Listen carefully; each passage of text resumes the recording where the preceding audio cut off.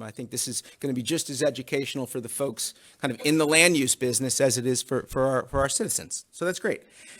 The slides for tonight's presentation that we have from our panelists will also be available as part of the recording on simsburytv.org, as well as the Simsbury Diversity, Equity, and Inclusion Council will put the slides on their webpage, on the town webpage. So tonight what we're going to try to do is move the discussion forward along with the help of our three panelists who have extensive experience working to foster equitable and inclusive housing in communities across Connecticut and across the Northeast. So each are going to speak on some different aspects of the affordability question. Their presentations are going to cover, among other things, the state of housing and affordability in Connecticut with specific data sets focused and tailored to Simsbury. They're each going to address, in some form, housing myths and realities and obstacles to developing affordable housing in communities.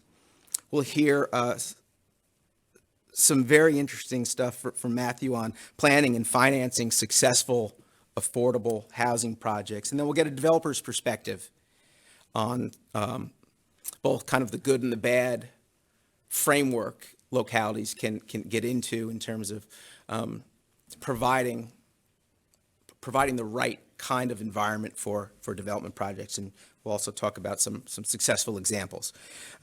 So again, since you heard extensively from me in your May meeting, I just want to take just one additional minute or two just to kind of frame the why you're here, why this is important. I think we all kind of have a sense of it is.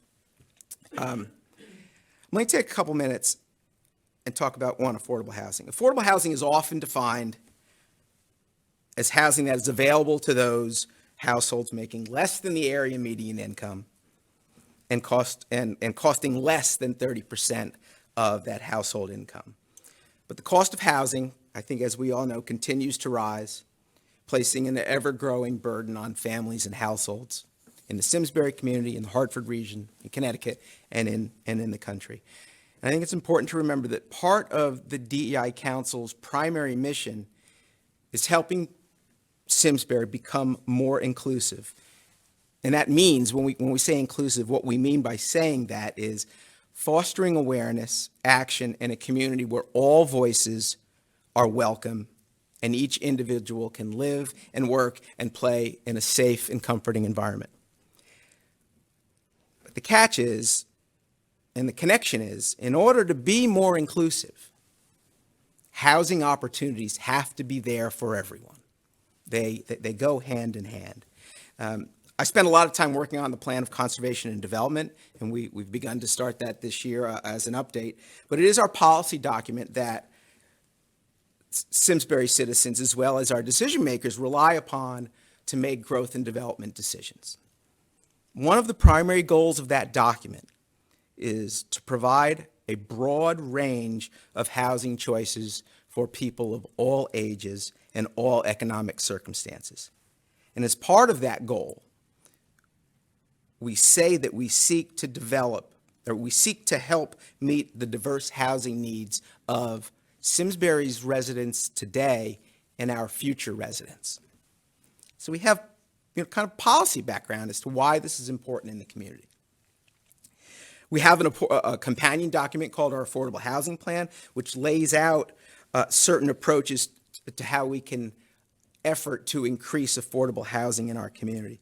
But the real issue is that getting from the policies which support affordable and inclusive options, getting from those aspirational goals to actualized affordable development projects, which are planned and financed and approved and built and ultimately occupied, that is increasingly a very difficult task. And so how do we connect the policy goals with the built environment?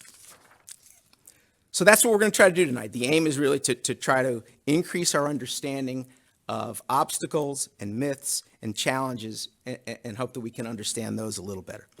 Now, I'm going to introduce our panelists tonight. Kylie Goslin is the executive, she's on the end here, executive director of the Partnership for Strong Communities. Kylie joined the partnership as its deputy executive director in November 2018. Kylie has over 14 years experience in the housing and homelessness sector, most recently serving as acting director of the Department of Development Services for the city of Hartford. Kylie was appointed by Mayor Luke Bronin in January 2016 and led the city's efforts on multiple large-scale development projects supporting small business development, rebuilding the city's blight remediation team, and overseeing Hartford's stock of affordable housing and housing choice vouchers. Matthew Straub will speak second. He's the Senior Program Officer for Lending and Investment for LISC Connecticut, a community development finance institution that has been active in Connecticut for over 35 years. He is responsible for lending activities to foster equitable and inclusive communities throughout Connecticut, with a focus on early stage financing. In addition, Matthew provides technical assistance to build the capacity of nonprofit and for-profit sponsors of affordable housing and community development projects throughout Connecticut. Matthew previously served as a senior project manager at Sheldon Oak Central, an LISC partner CDC based in Hartford. In his role, he was a project manager for the renovation of over 150 affordable multi-family rental housing units in the city of Hartford. He has a master's degree in urban and regional planning from the University of Wisconsin at Madison, and his undergraduate degree is from Roger Williams University. He lives in West Hartford. And then finally, Leanne Hanfield-Curtin is the Director of Development at Beacon Communities, a multi-family development company. Over the last 15 years, Ms. Curtin has managed multi-layer real estate development projects from inception and finance through design and construction completion. She has overseen the implementation of over 2,000 residential units across New England, New York, and the Mid-Atlantic. Her projects range from complex adaptive reuse projects, mixed-use ground-up construction, to sensitive in-place rehabilitations. And most recently, she was responsible for portfolio acquisition that expanded Beacon's footprint in the state of New York. So we'll start with Kylie to kind of give us her sense from the partnership. And I'll go ahead and pull this up, and if you want to come. Okay. Yeah, why don't you come up here? I don't know if you want me to sit. No, come on up. See if you can all see me behind this. I'm a vertically challenged individual. So, No. I live in Avon now. I recently moved to Avon from Hartford, but I grew up in Suffield, so I'm pretty familiar with the area. So I'm excited to be here tonight to chat with you all. In addition to the background judgment I mentioned, I also was a LIHTC attorney for 6 years. Actually, I'm pretty sure I worked on some Beacon projects back during my time, so I have some experience in the development and finance space as well. Hi. So I'm here to give you a little bit of an overview of housing need. So I'll try to talk about that from a broad perspective and a state perspective, and I'll give you a little bit of Simsbury data, some new stuff that's about to come out in a couple of weeks, but you get a sneak peek at it today. And then I'll cover some myths and realities about affordable housing, some of which some of you may have heard or are familiar with, and share with you some new data in that space as well. So I'll start with sort of high level about who needs affordable housing. So this is what we call the housing stability continuum, and it looks really dense. We're actually working on a less dense version of it. But what it really shows is the scope of where folks are and how folks are housed in the state. So this includes everyone from folks who are unsheltered. Those are folks who are unfortunately living outside or in a car or in a place unfit for human habitation. Folks in emergency shelter. Folks who are temporarily housed, those are folks living in an emergency situation or temporary accommodation, or temporarily housed, something in a time-limited housing placement. That sort of group, the unsheltered to temporarily housed, is a harder to determine from a number standpoint. But I'll say roughly right now in the state, we have about 3,000 people experiencing homelessness and some tens of thousands in the temporarily housed space. What we're talking about here today is more, how do we get folks into a stably housed situation? And in order to move folks who are in a less stable or even an unsheltered situation into something more stable, the problem we've run into in this state is that we just simply don't have enough housing units.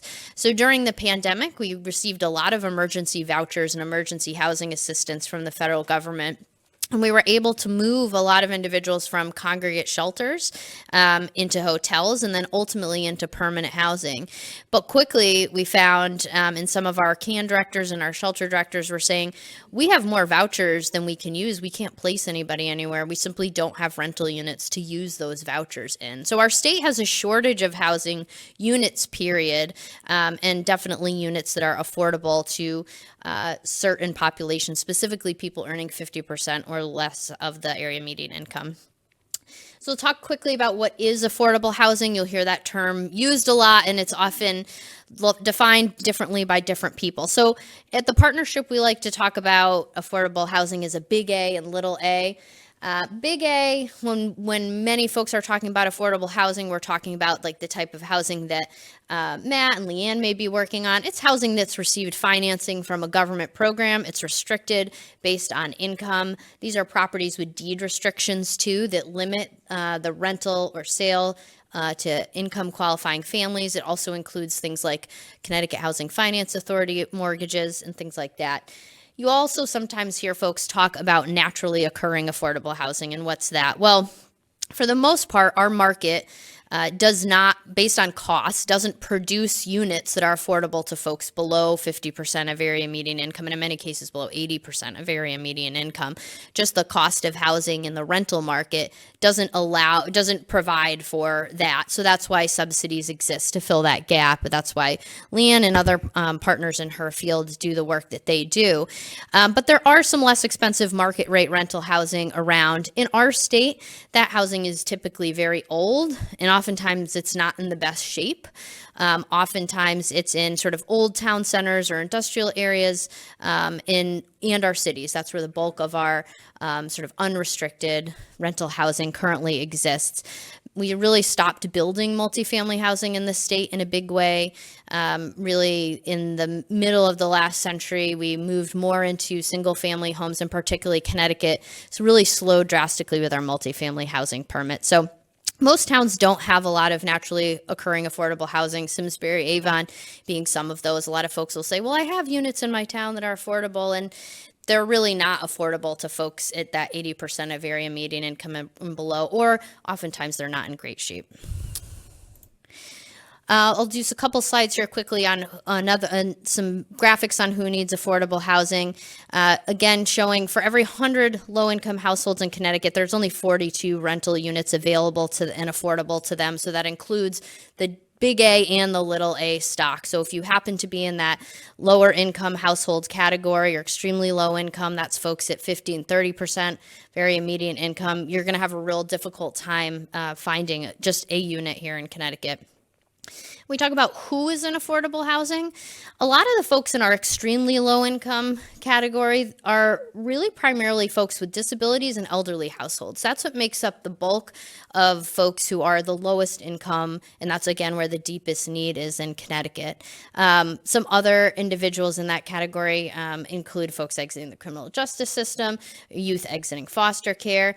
When we start talking about workforce housing or folks making minimum wage and lower wage jobs, we're typically talking not extremely low income, but more low income or moderate income households. We'll get into that a little bit in a minute.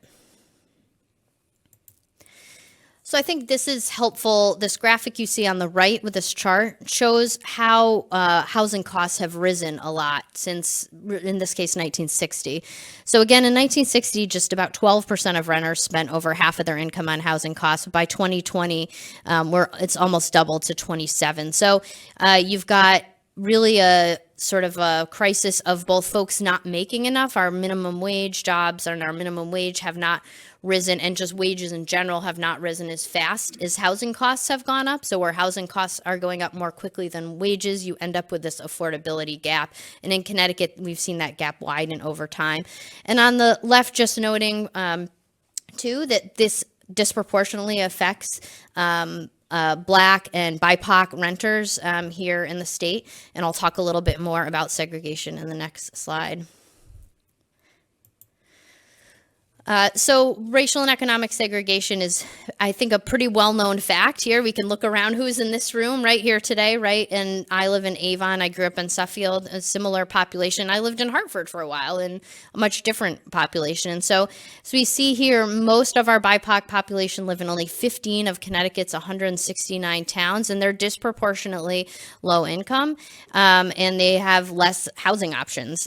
So when we talk about economic segregation and we talk about racial segregation, Connecticut is one of the most segregated states in the country. So when we're talking at the Partnership for Strong Communities about affordable housing, we're really talking about building more inclusive and equitable communities that are providing housing opportunities to a wide range of individuals that have access to a rental housing option, if that's what makes sense for them, or even affordable homeownership in some cases, specifically to BIPOC folks where they've been explicitly excluded by law, and in many cases in discriminatory practices from purchasing a home and building wealth, intergenerational wealth, that many of us have had access to.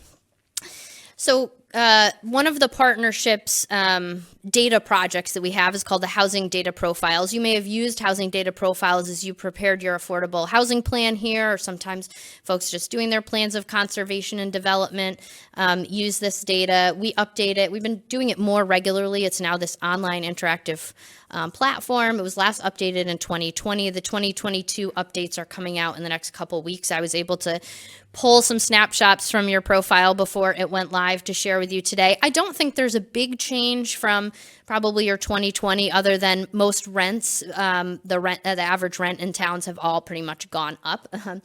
But for the most part, our affordable housing stock has remained the same. And we have some preservation risks that I'll talk about quickly, but I'll move through these quickly. We, again, this should be available pretty soon, and we'll be able to share it out with you. But generally, right now in Simsbury, about 5% of your housing is subsidized. That's not uncommon for our suburban towns. Hartford, to produce a contrast, is almost 40% income restricted housing. Towns like Simsbury, Avon, others tend to be around this 5%, give or take. And this is your sort of affordable housing units by type. So when you look at this portion here, the big block is all of your housing units in town, right? And the blue are those that would be income restricted. So a very small portion are CHFA loans or USDA mortgages. Those are affordable homeownership. Another portion are just tenant rental assistance. So those are folks using Section 8 or state rental assistance vouchers here in your town. And then the other 3% are made up of governmentally assisted units. So those may be affordable housing projects you already have, units that are deed restricted using something like a low-income housing tax credit or other state housing finance programs. So of the over 9,000 total units in Simsbury, 438 are considered to be affordable. And that is the state updates that list of affordable units on an annual basis. This is just showing your housing cost burden. So interestingly, even though you live in a relatively affluent town, there's still a pretty large chunk of folks who are impacted by housing costs being high. That's not a surprise to many of you who know what the housing costs here are. But I think it's important to share with folks. The other thing I think is important to note with this town by town data is I always caution folks that looking at their town data is a source to determine your own need, because really we need to be looking at housing data as a regional concept. Most folks don't live and work in the same town. Most folks cross town borders. And if we continue only to look at need within our own town, we look at our income and say, well, Simsbury has folks who mostly don't need affordable housing. So it's really important that we look, again, beyond the borders. But I wanted to share this data with you today to show that even some folks here in Simsbury are housing cost burdened. And then the last slide I'll share with you from your housing data profiles is the housing wage. So housing wage is a term the National Low Income Housing Coalition uses and calculates annually.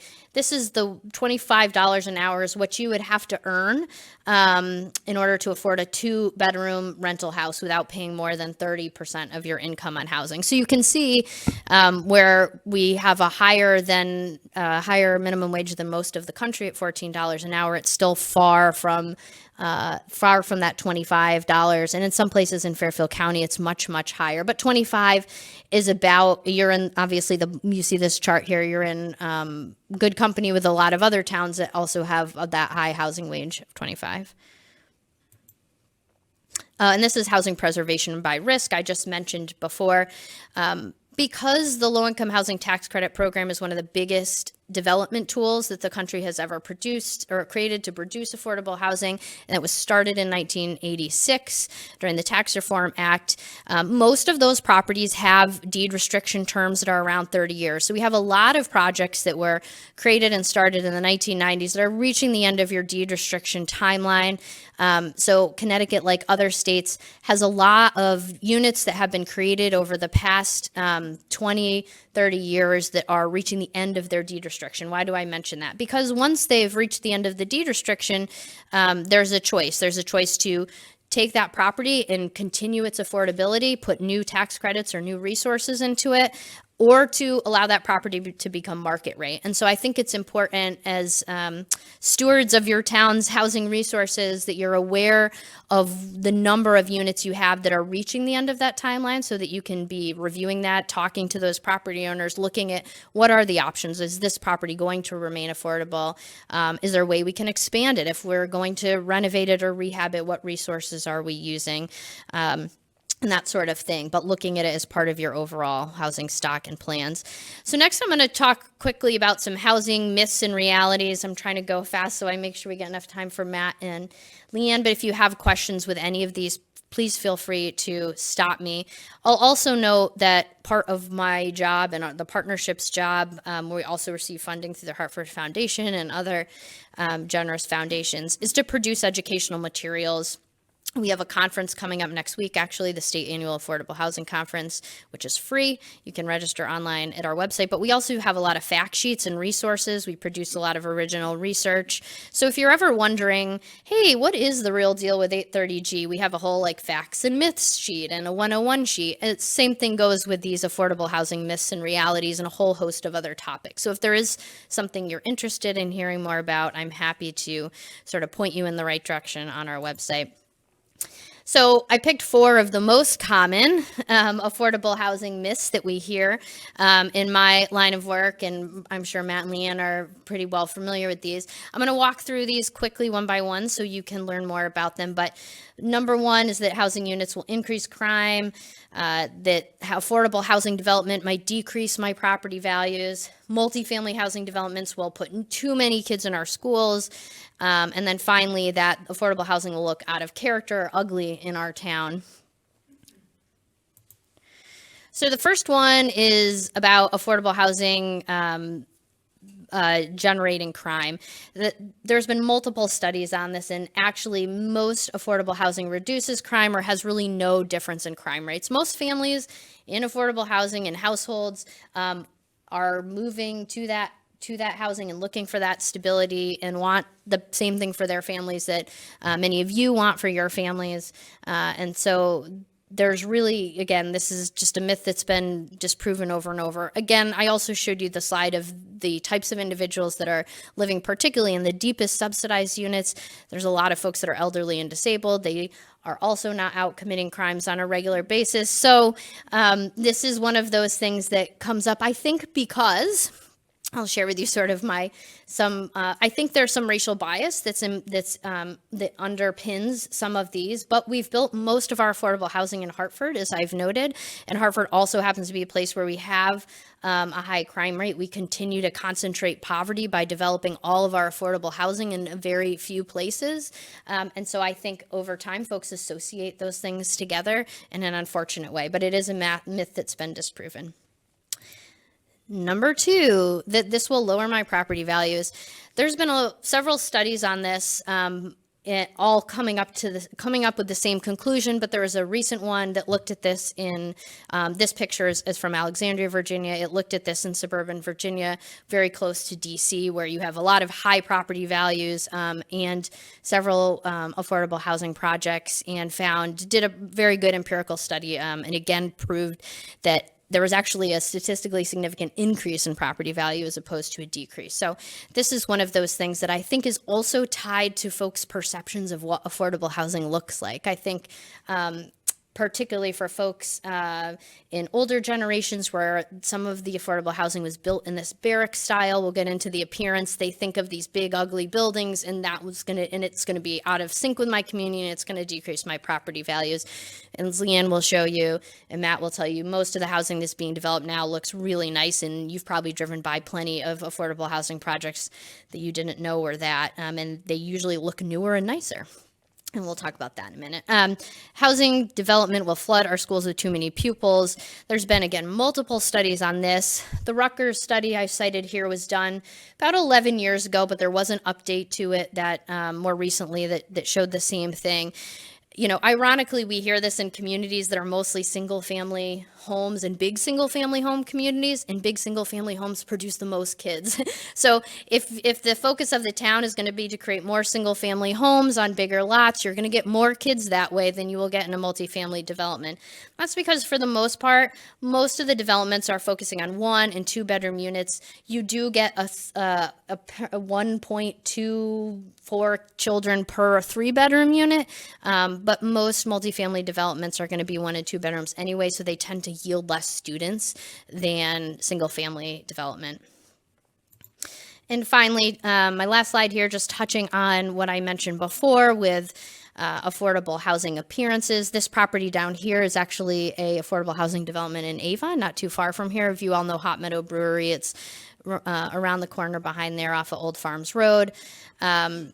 And as Leanne will share, and Matt knows too, the builders of affordable housing have to comply with all the same restrictions on design and construction standards. They're using federal funds that often also require them to pay better wages to construction workers too. So there's a lot of other benefits that come with this type of development, but the housing itself that is being developed now doesn't look as much like Cabrini Greens and looks more like Old Farms Crossing. And so I think it's important as towns approach this, and maybe they've developed their affordable housing plan, and hopefully they're thinking, hey, how do we do some more of this, is to look at some projects like this, maybe some that Leanne will show. The last slide I just showed you from is a project that Beacon Communities did in New Haven, to look at what makes sense in your community, what size and scope makes the most sense, what looks right and feels right, and can house people who are working in your community, who are serving in your community in some cases, elderly folks and others who need a different type of product than your town currently provides. So I'll pause there. I don't know if you want me to take questions now or just move right through. Let's try and hold questions. I think you're going to find that the presenters' information all kind of moves seamlessly together. So, and we've got plenty of time at the end, about 20 minutes to do questions. So let's just go ahead and roll right on to Matt's presentation.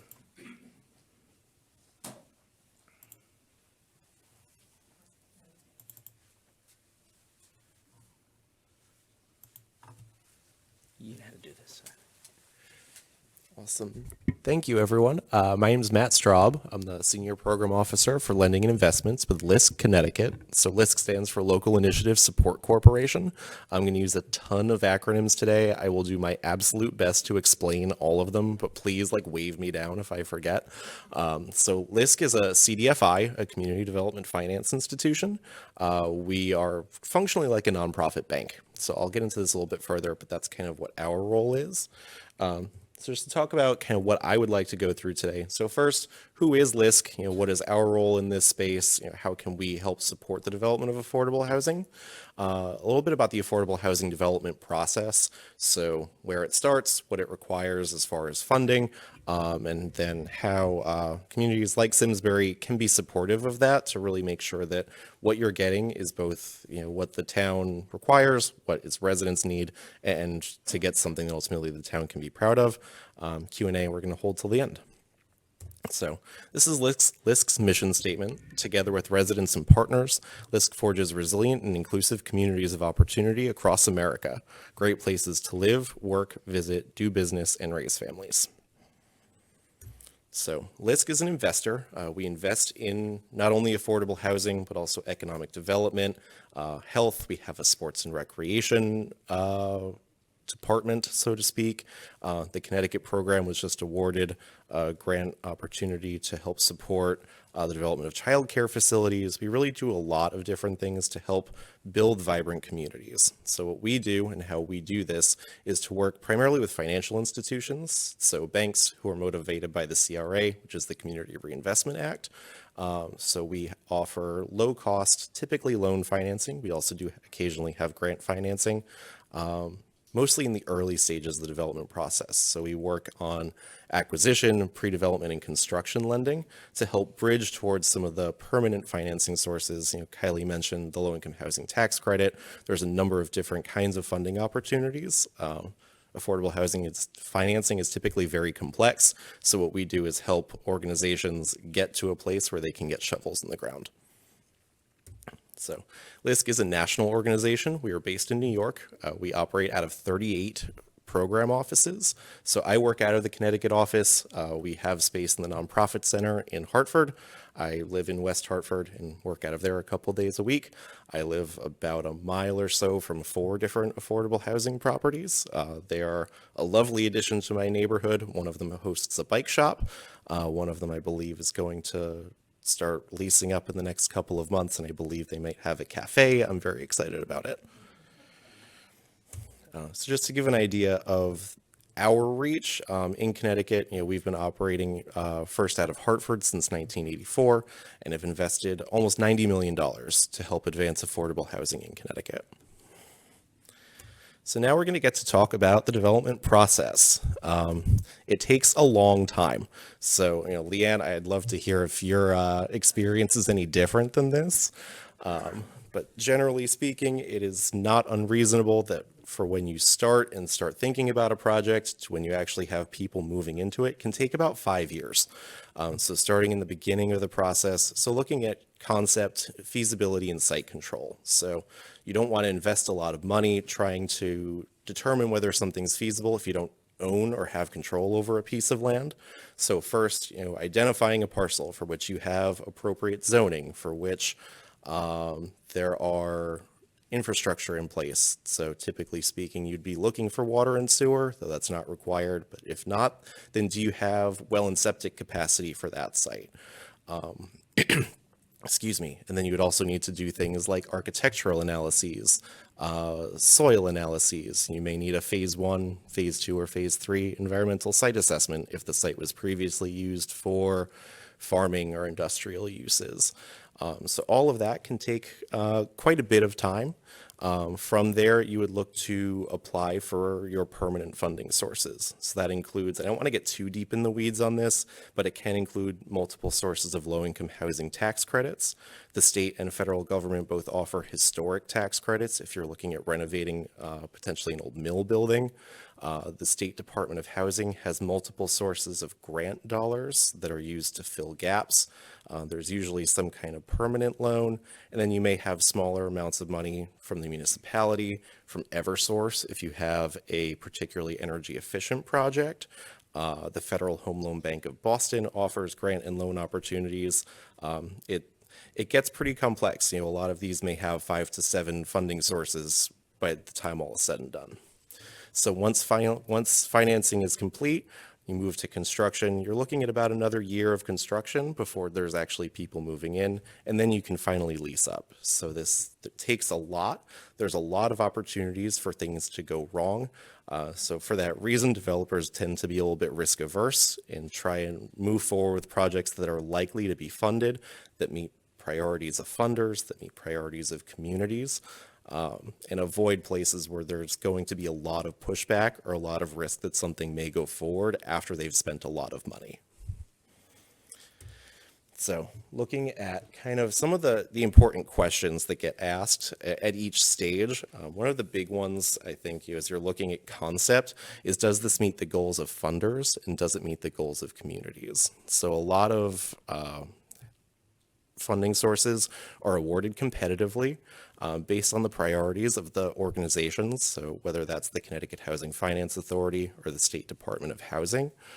Those are kind of the two major ones. A lot of those funds are awarded on, it's the 9% housing tax credits are awarded under the state's qualified allocation plan, or QAP. And those, it's kind of like a scoring rubric. So you've got 100 points. The goal is to score as many points as you can to get funded. Typically, projects are in the mid 60s to mid 70s. So what you're looking then is different levels of affordability, whether or not the project has green features, whether the project is in a community or in a location that has access to what the state defines as high opportunity. So that includes school ratings, access to jobs, access to transit, and whether or not there already is a high volume of affordable housing in that community. So all of this doesn't happen just by the developer. They do have a pretty robust development team. So a lot of the work that happens, design professionals, financing, legal, that all happens before there's shovels in the ground. And it's not unreasonable to expect a developer will have potentially advanced $1 to $2 million to get those shovels in the ground, which again, as we look at risk aversion, that's why it's really important that a project, when you start looking into it, has a strong likelihood of being funded. And then the capital stack. So as I mentioned earlier, there's typically a lot of funding sources that go into an affordable housing project. So this is a relatively simple project, actually. This is one in Essex. This developer converted 17 commercial condominiums on the second and third floor of a commercial building in the Centerbrook village of Essex to 17 apartment units. So they were townhouse style units primarily. The first floor remains commercial. There's a bakery, music store, a number of different commercial spaces that are really vital both to the residents and the outside community. This project included 7 permanent funding sources in order to make that happen. So that included money from the developer itself, money from LISC, and then a number of other sources, with the largest being the Department of Housing. And then just a quick primer. This hopefully is not touching a third rail. I'm going to wait to do that until later. The 830G process. So I just wanted to kind of give an idea of what 830G is and what it isn't. So what 830G is meant to do is to place the burden of proof on communities who reject affordable housing projects to ensure that the reasons they're rejecting them are valid. So if you're looking for a variance, typically the burden of proof is on a developer for why a variance is necessary. If there's an affordable housing project, it is the community's responsibility to explain why that variance is not necessary. So it ideally, in an ideal world, would help reduce rejections for reasons that are not valid. So if you have a traffic study and it turns out traffic actually is not going to meaningfully change, then the project should be able to move forward. Obviously there are some bad actors, but in practice, this has been a really vital tool for advancing affordable housing throughout the state. So next, I wanted to give a couple examples of some really great affordable housing projects in suburban communities in Connecticut. This says Norfolk, it actually is Madison. So this is a project that funding has been awarded and construction should be starting in the next couple of months. So Wellington at Madison is a 31 unit mixed income project. So this includes 7 market rate units and 24 affordable units at 25, 50, and 60% of AMI. So that works out really well because you have both a diversity of income within the project, which both for community reasons is beneficial, and then those market rate units can help subsidize the lower rents on some of the deeply affordable units. So in Connecticut, it typically costs about $7,000 per unit per year to sustainably operate an affordable housing unit. So that's, somewhere in the realm of about $600 a month. A 25% AMI unit rents for about $400 to $450 per month. So it is actually not possible under the current program to sustainably operate a 25% unit without having other higher income units there to help cross-subsidize. So the town of Madison was really helpful here. They had both worked with the developer before they were owners to ensure that they had zoning approval for those 31 units, and they provided a long-term tax abatement. So one of the myths that Kylie didn't get into is that affordable housing, unless a tax abatement is awarded, pays full property taxes based on its appraised value. So that's one of the major cost burdens as to why affordable housing is so expensive to operate, and one of the things that communities really can do upfront to be able to make that more sustainable. So additionally, this is a great project in Old Saybrook. It's called Ferry Crossing. This was built in 2012. So 100% of these units are affordable based on 25 to 80% AMI. And then there's additional set-asides for veterans and the formerly homeless. So this was the first project funded under the state's incentive housing zone program, which helped to allow density bonuses for affordable housing projects. So this was built on a former DOT site. The state DOT transferred the property to the town of Old Saybrook, which then did some environmental cleanup. They leased the property to the developer, which is Hope Partnership, which is based in Old Saybrook, for $1 a year. And then the other half of the site is used for town ball fields. So there's ball fields and parking. So functionally, they're on about 2.6 acres for those 16 units. So it works out to about 6 units per acre. The previous project that I had referenced was about 10 units per acre. So as we look to advance affordable housing in Simsbury, I think the best thing to do first is look to your affordable housing plan. I did have a chance to review the plan. There are some great strategies there for how affordable housing can move forward here. The first one that the town can look to do is to evaluate town-owned parcels for their ability to support multifamily housing. So those typically, if you're looking at a medium-sized parcel, that would be a great opportunity because you can work with a developer proactively rather than wait for an incoming development proposal to come in. Additionally, co-location of conservation parcels. So thinking specifically most recently, I was reading about the Meadowwoods proposal.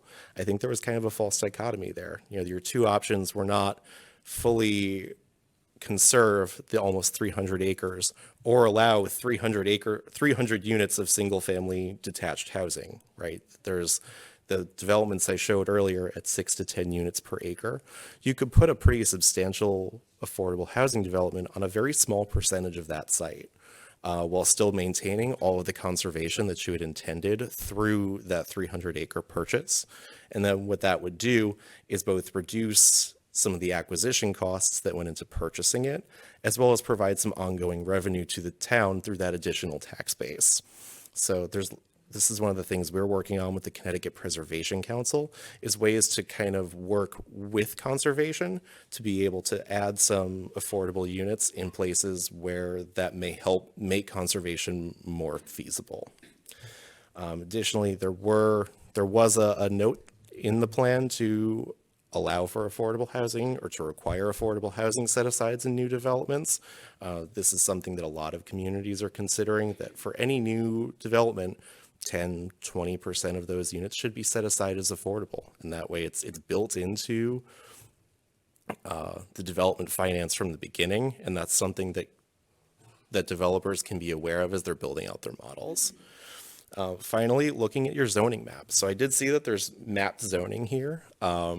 And the majority of the town is zoned as R40, which is single family housing at 1 unit per acre. And that's a very expensive way to build housing. Land is a finite resource. Even your most dense housing district is about 1/3 of an acre and per house. And there's not a lot of that zoned in town, and a lot of that is already built up. So as you're looking at developing housing, density actually makes things a lot more affordable. So that's one of the ways that the town can look to advance new projects, is to proactively have that zoning in place, which both makes things less risky and ultimately makes them a lot less costly.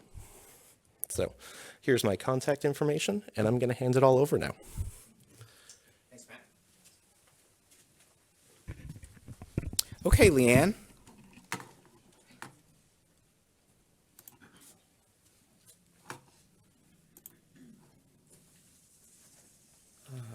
That's all right.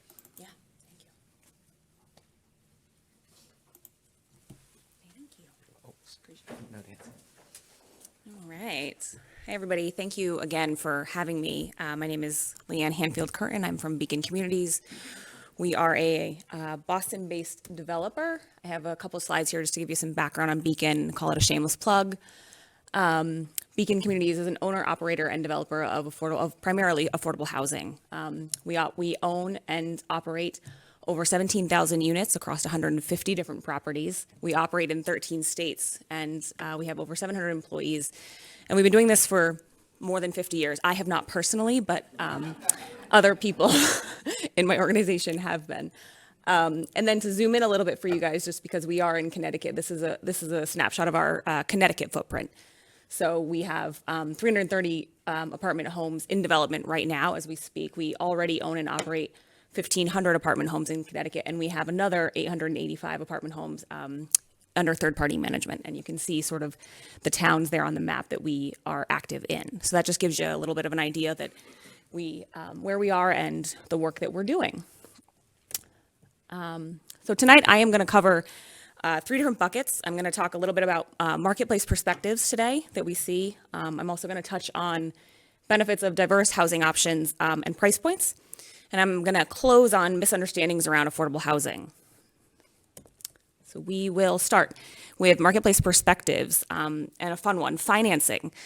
If anyone's read a newspaper or seen a commercial or been to a bank or tried to get a mortgage, everyone knows that interest rates are out of control. They're off the charts. And that is true for developers, just like it is for any other individual. It just means that you can't borrow as much money, which means you don't have as much money to build your housing.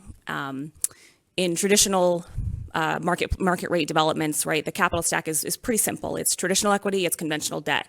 And you build your housing and the market rents support a bigger mortgage. In affordable housing, that's not how it works, right? Affordable housing caps rents at a restricted amount, so you can only support so much debt. The cost to build affordable housing is the same to build any other housing. They all cost the same and they're all very expensive. So when we see financing today in the condition it's in these rising interest rates, it just has an adverse impact, and it means that we need more subsidy to build these, to produce new units. And then also, so under financing, we would need more capital, more subsidy, and I'll touch on that a little bit later. I have some examples of some capital stacks to show you. In the opportunities bucket, I put local support. And when I talk about local support, that's really 2 things. It's financial. Again, when we talk about capital stacks, there is often a need for financial support from the municipality, from the town that you're working in, because it takes so much to build. Local support can come in the form of home dollars, ARPA. There's a lot of ARPA money floating out there now, tax abatements, forgiveness on building permit fees. There's a lot of different vehicles that towns and municipalities can employ to try and support these affordable housing developments. And the other thing is just citizen local support, right? It takes, in order to build in any town, in any community, you need the citizen support to be there. That also ties into some of our barriers. The cost of production, which I talked about a little bit on the financing, but the cost of production is also incredibly high right now. The contractor doesn't give us a break because it's affordable housing. Again, it costs just as much. The availability of sites, that's always a big one. Both the availability of sites just from a land standpoint, as Matt mentioned, it's a finite resource, and also the price of the availability of sites. Again, the cost of affordable housing is so high and the rents are capped that the higher the price of the land, the harder it is to build that capital stack. And finally, zoning, and that's a big one, and Matt touched on this one a little bit too. Zoning is not a given, and that also plays into the risk for the affordable housing developers, right? So Matt talked about going into a town. 830G is a tool that we have that, in theory, promotes affordable housing. But again, developers have to spend money up front to put sites under agreement, to have drawings done, have plans, engage architects. And then if you go into a town and you can't get a variance or a special permit, you ultimately are assuming a lot of risk for a deal that may or may not go forward. So those are really the big 3 barriers that, again, we see time and time again. It's kind of a theme. And that transcends all towns. That's not unique to Simsbury. Diverse housing options. So I'm going to start with housing costs. So housing is usually the largest expense in a family budget.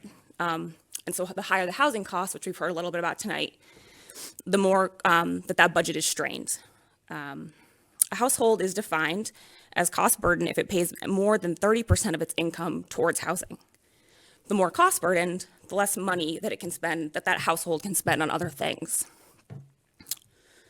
So the introduction of diverse housing options, including affordable housing, which is what we're sort of focused on tonight, means that families have more discretionary income to put into other things, like the local economy. Research shows, and you can Google it, you don't have to take my word for it, that residents of inclusive communities are often more innovative, entrepreneurial, and economically competitive. And that means people are naturally motivated and want to do better if they feel welcomed and supported in the communities that they're in. That's not really a new concept, right? Think about the kickball team in second grade. If you are picked last to play on that kickball team, you're probably less likely to come back out tomorrow. So creating these environments, so meeting people where they're at in life, and fostering these diverse neighborhoods, they're associated with stronger economic drivers, including increased job opportunities, and you probably can guess it, higher homeownership rates. And that's the goal, in theory, maybe for some, maybe not for all. But we're talking about creating a system that helps the individual get to the next step.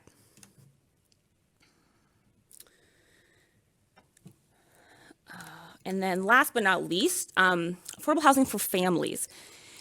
And this is an interesting one. In the affordable housing world, that means non-age restricted housing. Affordable housing for seniors is often popular and associated with affordable housing because I think people understand it more. We associate retirees with limited income, so affordable housing makes sense. They maybe don't need a big house anymore. Again, it's just a logical perception. But I think that we don't often think about families off the bat. And as Kylie mentioned, a lot of the multifamily properties in the state of Connecticut are 1 and 2 bedroom properties, right? And those actually do work for families, right? You can talk about small families, young couples, maybe a mom with a young baby or a couple with a young baby. Again, those 1 and 2 bedrooms do actually work for the broadest range of persons. They can work for retirees or senior housing. It just, when the reverse happens, when you restrict a property for seniors, it can't serve families. It's also worth mentioning, as we're talking about housing here in Simsbury, that state policy right now isn't aligned with senior housing. And that's not to say that there aren't senior affordable housing projects. There certainly are. A lot of them are existing housing and they're rehabs. But certainly the new production of affordable housing is really geared towards family housing in the state of Connecticut. So price points. So we started by talking about diverse housing options in the context of housing costs and how we have to make the housing affordable to meet people at different stages in their life. So what does it mean when we say affordable? So affordable housing establishes limits on how much can be charged for a unit based on a household's income. This is a snapshot of Hartford County. That's the MSA that Simsbury also fits into. And you can see here on the slide, back.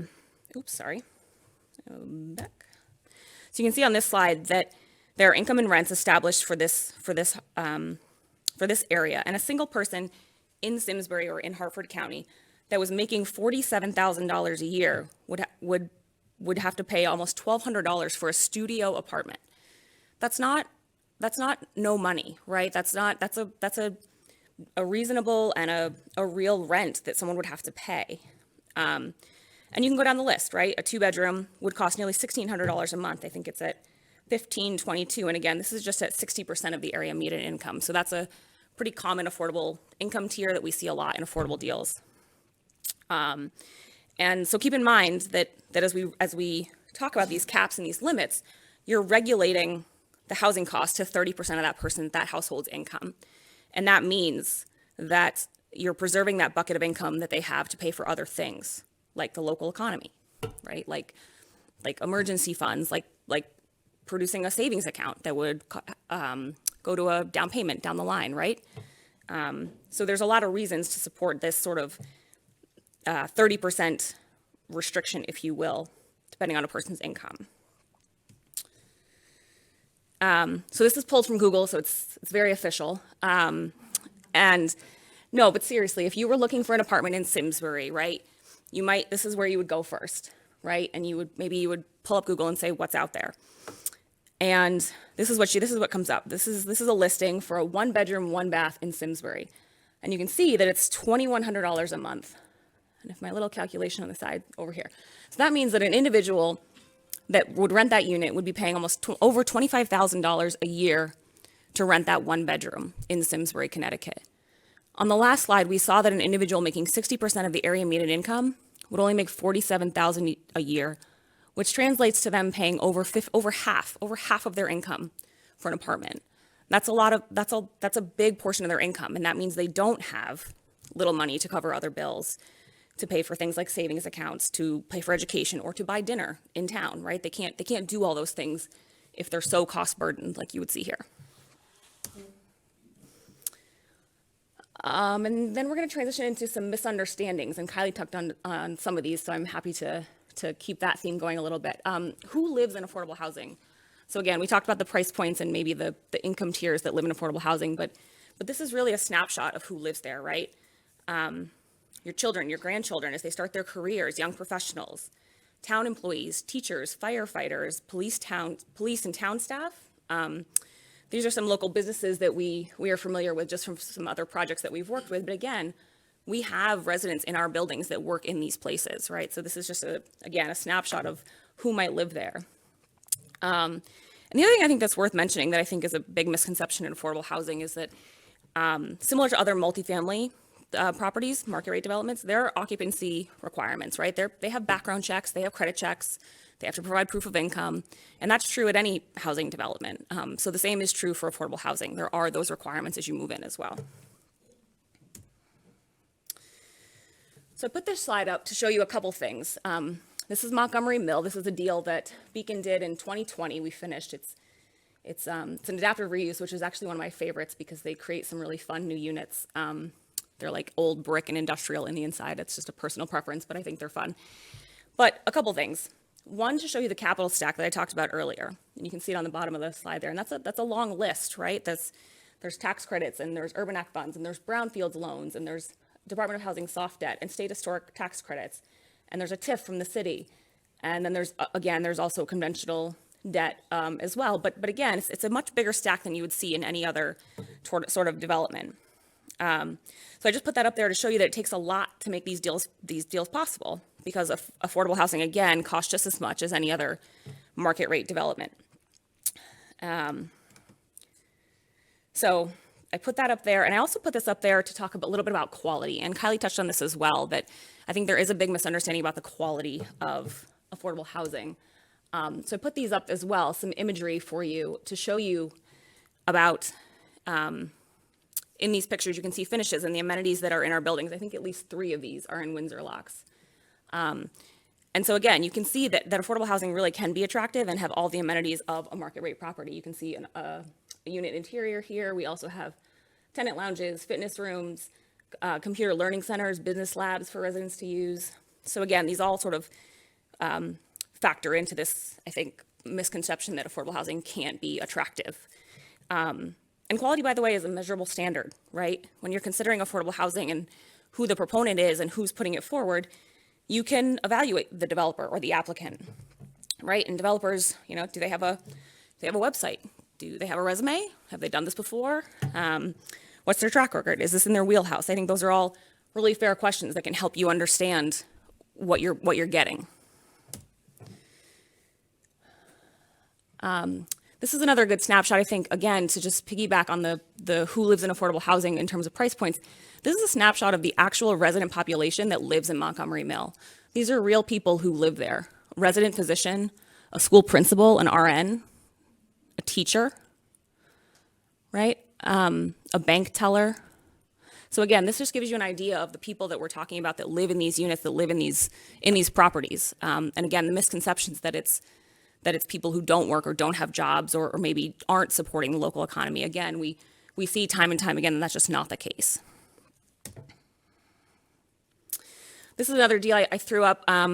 It's another one of our deals that's actually in pre-development right down the road. I think some people in the room maybe are helping us. This is the homes at Avon Park. And it's kind of a fun one. It's a combination of adaptive reuse and new construction, mixed income housing.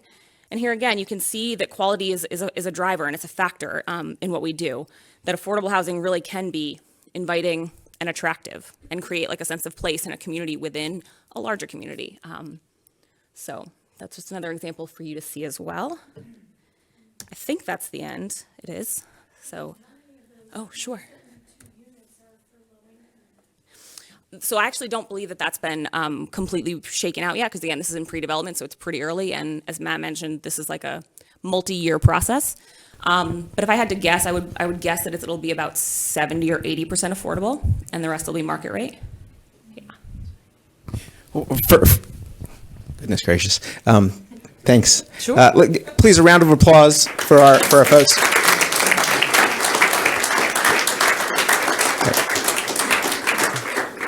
And since this is a community conversation, I will play Phil Donahue and run around with I just dated myself there. So if you have any questions, please raise your hand and I will come to you and we'll do microphone. You might have covered this, but I came in a few minutes late. What is your objective in making this presentation? That is what a great question. I would love it if perhaps this is sponsored by the DEI Council. The primary sponsors Cheryl and Nicole, and so it's to create a community conversation about affordability. And so tonight's effort was to try to provide information about affordable housing projects, how they get done, how they cost, what some of the issues are. Okay, I think I got it.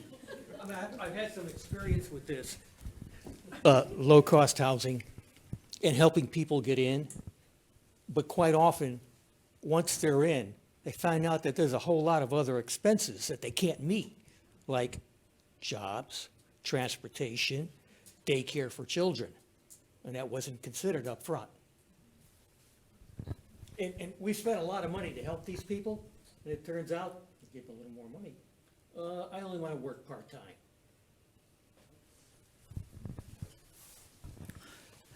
We've spoken a lot about rentals. I'm a local real estate agent who represents homes that are what we fall under our workforce housing for sale. So part of affordable housing is helping individuals build wealth, and that's through ownership. And so some of the obstacles that we've run into include property taxes on the purchase of these units are at the same rates that the rest of us are paying, which makes it unaffordable. Lenders unwilling to lend on deed-restricted properties.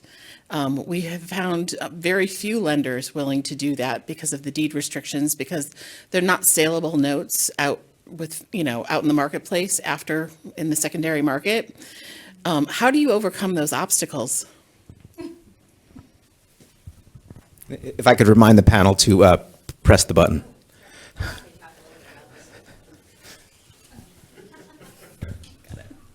Hi, can you hear me? Sure.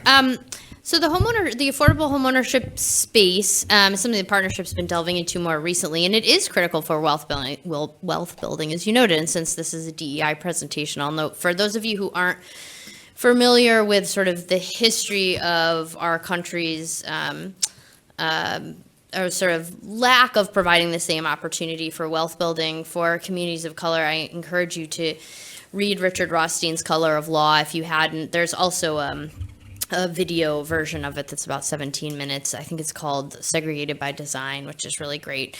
So it's really critical, right? And particularly in helping communities like BIPOC communities that were explicitly excluded from wealth building opportunities to do that. There are more and more programs targeting affordable homeownership options. The State Housing Finance Authority is probably the biggest one, and there's several banks that work with them.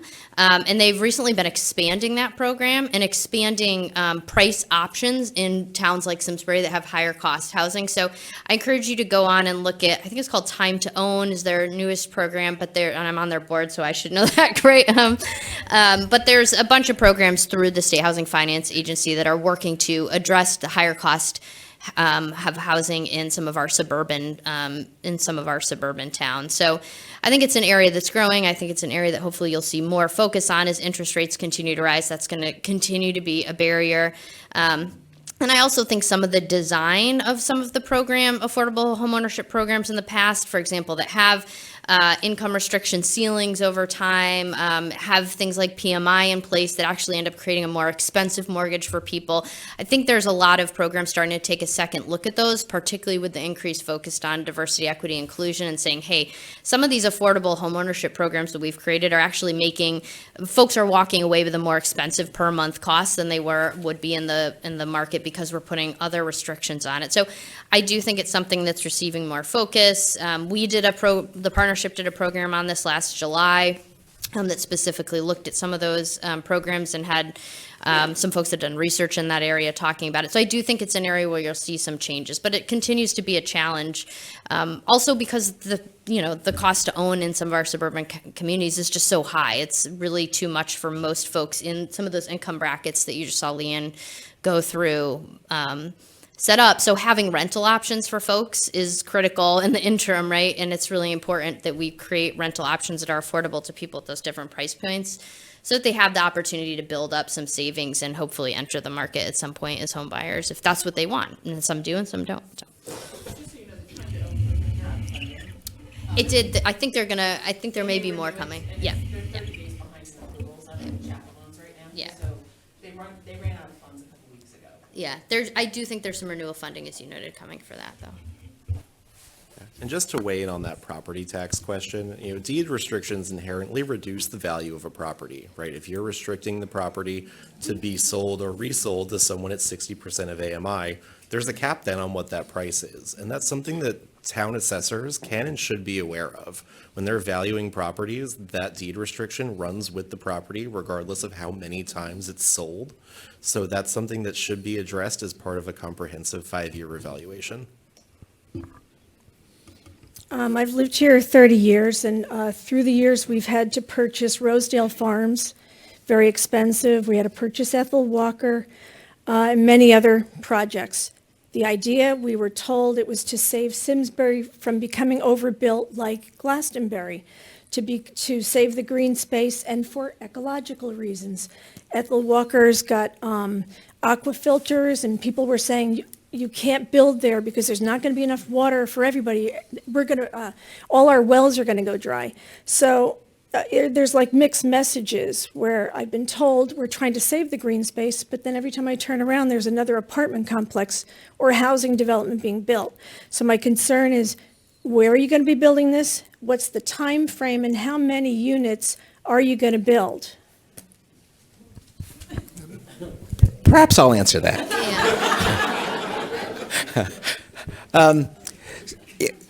So there's no specific development project being proposed.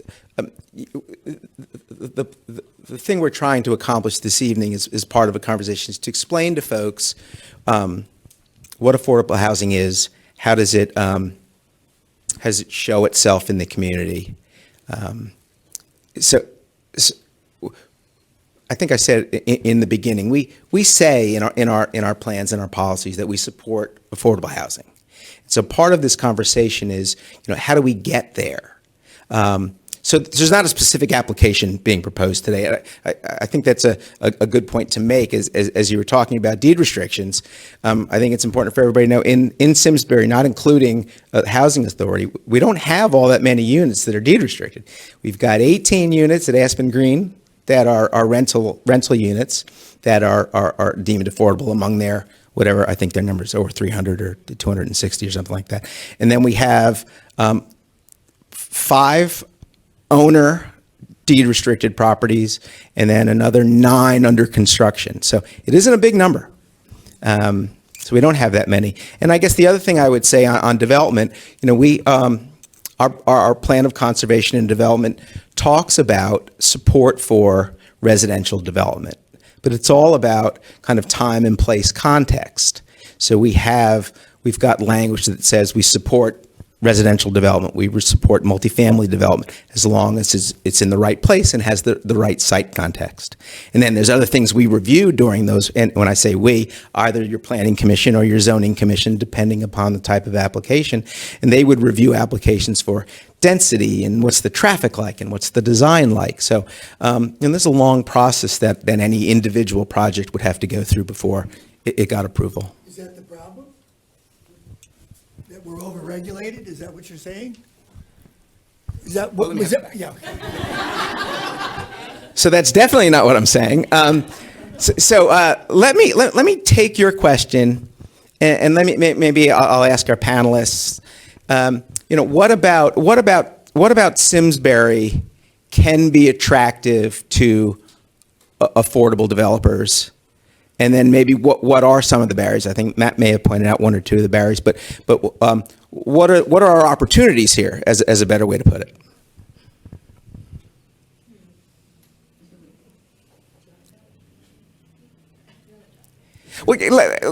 So what do you Leanne, maybe what do you look for in a community when you're trying to make these Cheap decisions? land. Okay. No, I'm being kind of funny, but kind of serious. No, again, the availability of sites is a big one. So again, there needs to be a place where we can build, and by the way, because affordable housing is so expensive and the amount of subsidy and capital to build these things are so limited and scarce and competitive, we can't just build single family homes everywhere, right? We have to build them on a scale that means high impact, high yield, right? So you're talking 60, 70, 80 units, in a building. So we need a piece of land that can support that can support a building of that size. So I think that would be one. And I would also say that a big driver, and again, this is getting into sort of alignment with state policy, but you want to make sure that there's access to jobs, access to education, access to transportation. Those are some of the big check the boxes. And again, if anyone's really interested in some really exciting reading, you can look up the qualified allocation plan for Connecticut. And there's like a matrix that you can read, and that talks about sort of the priorities for state funding and what really makes these attractive sites. Yeah, for the QAP. But let me stay with Holly before I. Okay. I'm on the Planning Commission, and I'm starting my 8th year on it. And we wrote the POCD that says that we want to have a lot of affordable housing options in town. And here's the problem we see. Affordable housing, as you've mentioned, is quite often defined anywhere from 25 to 80% of the area median income, AMI, area median income. And the only thing we've ever seen put in front of us in 8 years, at least in the planning, is targeted toward that 80% of the median income. Well, at that rate, that's people making $80,000 and $90,000. And there's no shortage of houses in Simsbury. At that level, actually, 26% of our housing stock, the last time we looked at it, met those levels. What we're not seeing is the 25 and 50% level. And that's where we desperately need it. People at 25 and 50%. And the way 830G is written, the developers don't have to go for that. They can go for just the higher end of that market, which is over $250,000, which is not really very affordable.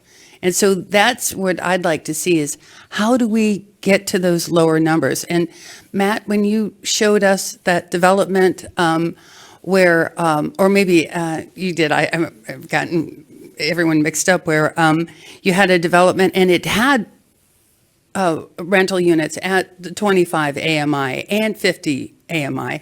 How do we get those? How do we attract the developers, and how do we package a deal to get those? That's what we desperately need. Yeah, zoning is a huge part of that. And, if you're looking at the map, right, if you look at your zoning map, there are really very few opportunities to develop multifamily housing. You've got very few multifamily zones. A lot of those zones include parcels that are already built out with either multifamily or what the town calls high-density, single-family housing, which again is on a third of an acre. So these communities have rental housing at a variety of income levels, not just because they have it in their POCD, but they have it in their zoning code.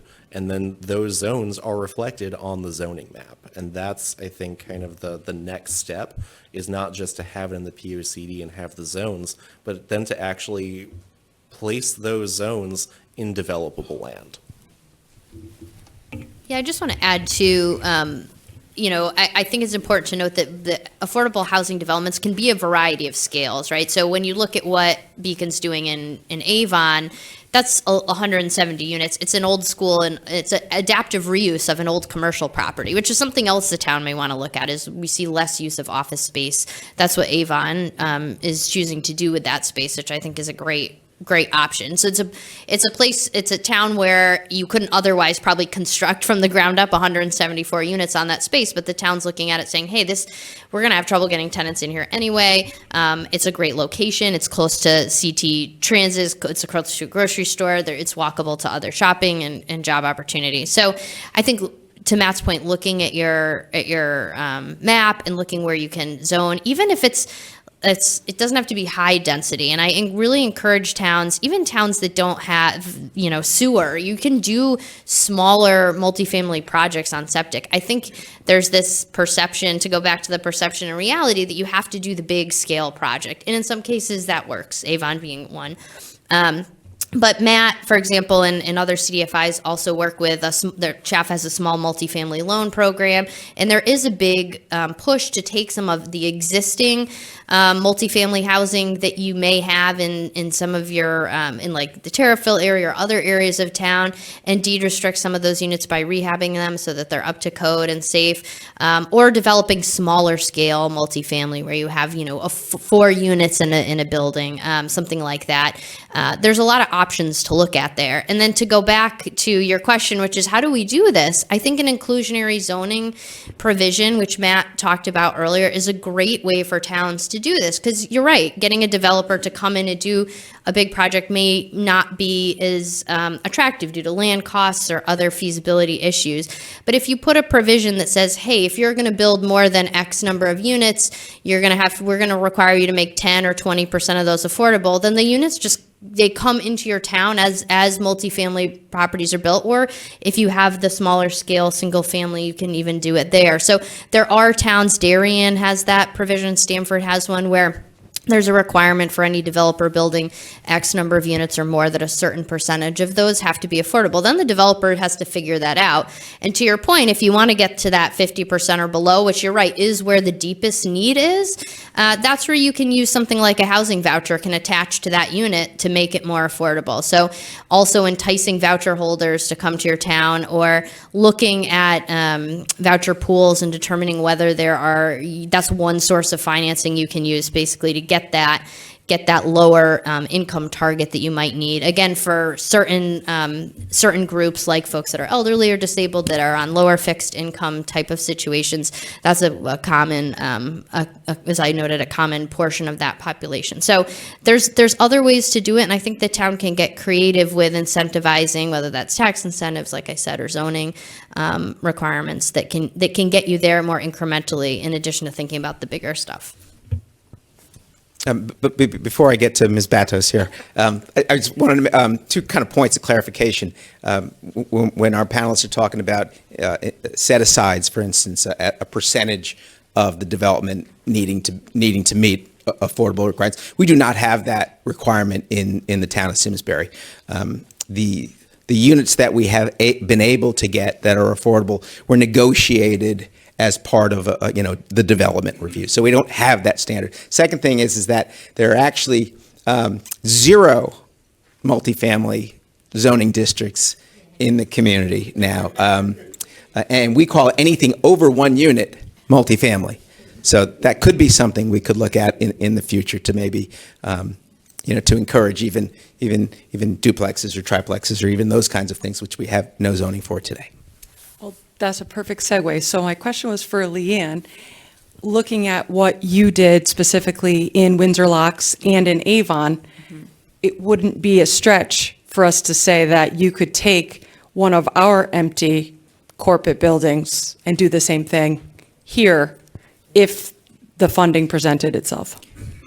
Yes, not a stretch, but I think we would still have to be allowable by zoning, right? And that's a risk, so that just goes back to whether or not developers feel comfortable coming into a community, spending money that the owner wants their check, which is fair. They're gonna say, give me a payment, sign an option agreement. We're gonna say, okay, and fingers crossed that the city gives us the zoning we need. So it does go back to zoning and risk, but yes, we could certainly convert available space.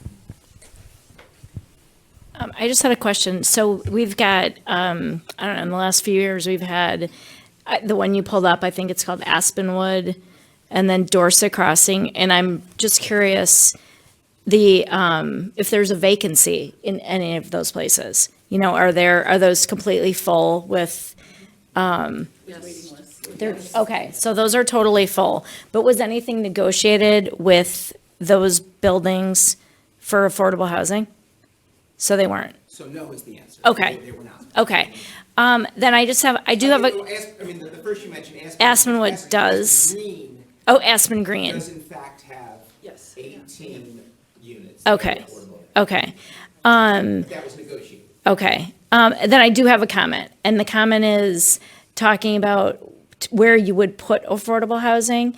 You mentioned it. It does need to be somewhere where there's transportation, because, people are paying money for rent or a mortgage, but they're also paying for food and childcare and gas and all the other things that go into a living expense. And, I think being thoughtful about where you put it, in some of our open spaces where you would put, a gigantic complex, there's no transportation. So the person has to have a car, because they're not getting, they have to get a car to get to any job, regardless of where it is.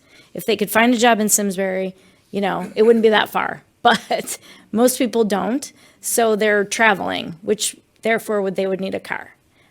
So that was just more of a comment on, really looking at the big picture and thinking about where these places would need to be. Should I just would make a comment back for you to offer. I think that's part of that initial feasibility analysis that Matt talked about, right? Like step one, like the developer's going to look at a site and say, like, does this check the boxes it needs to check to be a financeable, to be a fundable, to be a winning deal? And again, if it's so far away from transportation and isn't no access to jobs, maybe that wouldn't be a site as attractive to developers, I think. I think that's primarily too for a low-income housing tax credit, right? So the qualified allocation plan requires that. I think where you're talking about smaller scale, affordable housing too. I've gotten this question before, and I think it's important to note that not all people at 80% of area median income and below don't own a car. Lots of people do. Maybe they're not as nice a car, but I think that's a common question we get is, well, don't these people need vehicles, and how are they going to get? A lot of people still have cars and drive them around. Yes, they're burdened by gas and all of the other expenses that we all are as well. But if we only build housing near transit, right, we're not, Connecticut isn't designed that way, right? We don't have great transit. So outside of Fairfield County and our sort of CT transit bus lines, we're not really well connected in that way. But there are still lots of folks in rural areas who need affordable housing, who are working in your community. They're doing service jobs. They're, mechanics and all sorts of other things like that. And they have a car. They're getting around. They're just paying way more for their housing than they then is comfortable for them, then will ever allow them to purchase a home in that community, or will allow them to pay for childcare and those sorts of things. So if transportation is one of the things that they have to prioritize, we found that most times when you're building in places, people will do what they need, and they'll make a choice of what makes sense for their job, their family, moving closer to family, moving closer to where a job is. They'll make a choice that makes sense for them, just like most of us have done. Yeah, and just to say further, for a long time, LISC administered a program where we supported the development of affordable housing in rural and suburban communities. And one of the places that was most active was actually Litchfield County. And that was lots of smaller developments, so as small as 1 unit up to 15, 20 units in places like Norfolk and Litchfield and Kent. Places that don't have transit access, but also have affordable housing need. And, those are people who primarily do own cars, and all of those buildings, I can tell you, are full. That there's affordable housing need in every community, and I wouldn't use transit access as a reason not to advance something if it otherwise is a good fit. Hi, my name is Eric Wellman. I'm on our Board of Selectmen here in Simsbury. Appreciate you being here tonight. I'm interested in hearing you talk a little bit more about towns where you feel like the policy board, like the council or the Board of Selectmen, is playing, is using levers that they have to signal to the development community that they're open to this kind of thing. How often are you seeing the energy come from boards of selectmen versus land use versus other places? Like, what does that look like? But also, what are some of the levers that you're seeing that the policy boards are able to use to influence this work? Our world. So I mentioned the inclusionary zoning statute. That's one signal, right, that a town can create a set aside as part of their development process. 2, I'd say, is the zoning. We already mentioned that, creating zoning opportunities for multifamily development. And Connecticut has one of, I think, maybe the lowest vacancy rate in the country right now. So we need rental units, period, affordable and otherwise. So just creating options for that, I think, is also a signal. There's a program called Incentive Housing Zones that was created a while ago that creates cash density bonuses for municipalities who create zones that basically say, hey, developers, this is a great spot for you to build multifamily housing. And some towns have taken advantage of that. So that's another way. Your plan of conservation and development, your affordable housing plan, to the extent that has actionable things in it. I do think there's a lot of people poring over those plans. And I think to the extent there's information in there about where housing may go or what the town's goal is with creating units, I think there'll be developers looking at those hopefully and saying, oh, this town is interested in trying to get another 100 units. Let's have a conversation and see if there's a space there. But, there hadn't been that plan put out there before until the state required. So those are a couple of things. I don't know if Matt or Leanne wants to add anything else. Yeah, we've seen incentive housing zones be successful. I worked with an organization in Barkhamsted that's looking to advance a 20-unit affordable housing project just off of Route 44, and that was done through the incentive housing zone program. These tend, I think, less to come from boards of selectmen generally and more from planning and zoning commissions, though by the time I'm involved, that decision has largely already been made. But yeah, I think Kylie really kind of went down the list.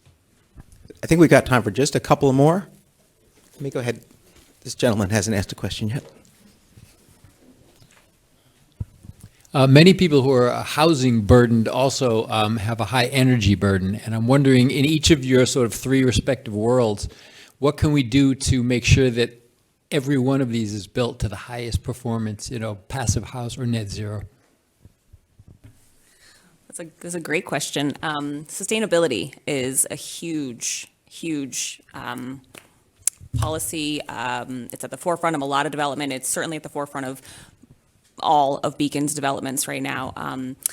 Sustainability goals can include making these buildings extremely energy efficient. And the goals are, again, to do just that, to reduce utility costs, to reduce energy consumption, and to make those costs less for the people that live there. A lot of our buildings right now that we're designing in the new construction realm are designed to passive house. which some of you might know about, but it's making that building so airtight that you don't lose and you don't bring in, right? You don't bring in cold and you don't have to ship it out. So I think incentives like that are really important. Again, as you're evaluating proposals or thinking about bringing affordable housing in, I think that can be something that Simsbury also incentivizes, right? As something that they would like to see in their proposals. Yeah, I don't know if I have anything else to add to that. I will note though that I think it's important to note that when you're looking at tenant burden of energy, it varies based on the type of affordable housing. So if we're talking about subsidized housing, different types of affordable housing programs and vouchers have different requirements. Some cover certain utilities and others don't. But broadly, I think the state has been moving, as Leanne notes, towards really trying to promote affordable housing that is also very energy efficient for climate change reasons as well as tenants' economic well-being. So at the risk of being controversial, I think that if the town of Simsbury wants to make a commitment to affordable housing, there needs to be two things addressed. One is tax incentives and permit fees and sewer connection fees for the developer. And then the other has to be property tax relief on personal property and homes if we're looking at purchases for the people who are moving here. Our property taxes on cars is very expensive in a town like Simsbury and may become a burden to individuals who are on fixed incomes. There are other towns in the state that give a lot of relief to elderly and disabled people for property taxes. We don't have that same level of relief. I, for one, my husband may kill me for saying this, would rather pay more in property taxes to be more inclusive community than to put the burden on people who can't afford that. I think when I was on the Economic Development Commission years ago, and Rich, you might be able to correct me, there used to be a funding mechanism through the Board of Selectmen to help developers with our sewer connection fees and tax abatements that allowed developers to make these projects more economically feasible. I'm not going to argue with you. That's fine.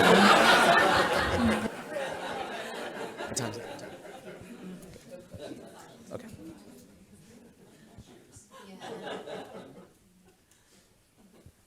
Yeah, I was wondering, the 125 things that you did in Hartford, how successful were they?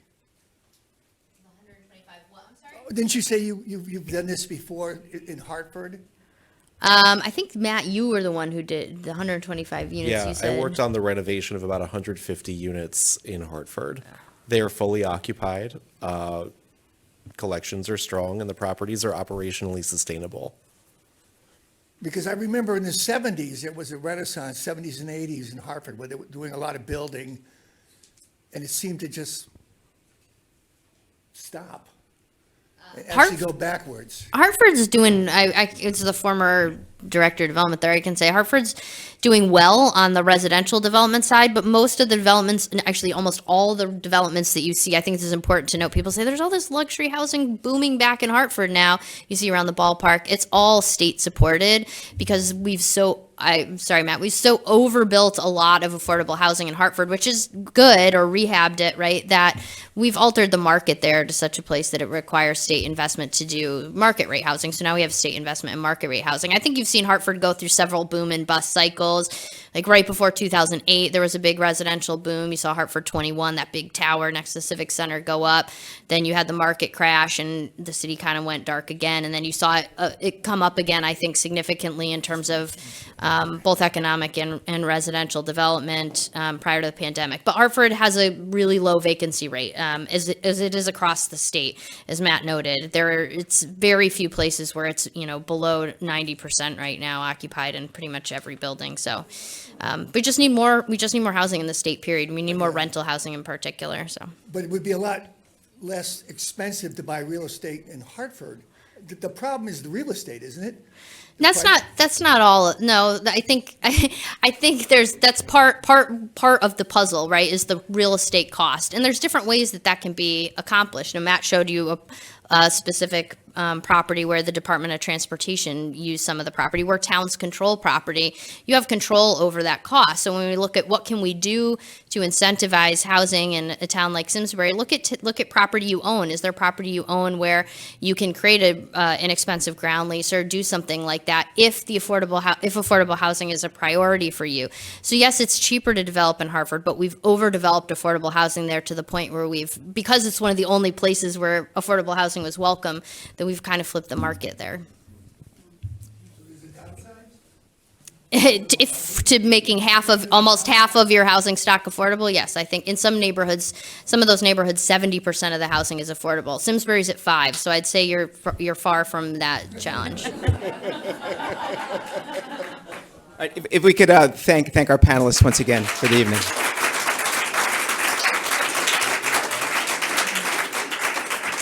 Just in closing, just a couple of housekeeping items. This this presentation was filmed live tonight. It will be available simsburytv.org, if I remember right. There is a sign-in sheet or a sign-up sheet in the back. I think Nicole's got it. If you're interested in signing up for future correspondence, again, this is a continuing conversation. Look for a third event in the spring. Community forum. So with that, thank you for coming.